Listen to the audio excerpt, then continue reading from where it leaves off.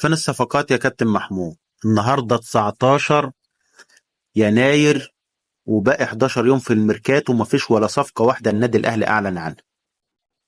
عاجبك حال الفرقة؟ عاجبك الفضيحة اللي حصلت في مباراة أورلاندو في المؤتمر الصحفي؟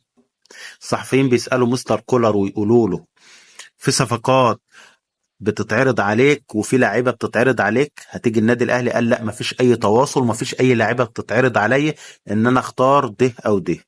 المشكلة السوداء إن المترجم ما ترجمش السؤال، وقال لو ترجمته هيبقى فيه مشكلة.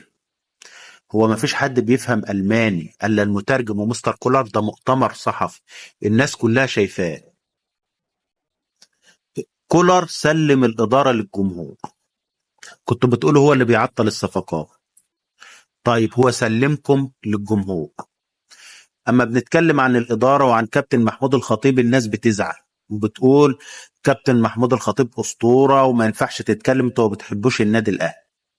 طب انتوا عاجبكم اللي وصل له النادي الاهلي بالمنظر ده؟ الاهلي لا هياخد افريقيا ولا هياخد الدوري، وعندك مباراة يوم 26 امام بيراميدز، فريق كامل متكامل بدكة بدلاء متكاملة، هتبقى نتيجة صعبة على النادي الاهلي. طب بعد ما كولر سلمكم للجمهور، عايزين نشوف بقى مين اللي معطل الصفقات.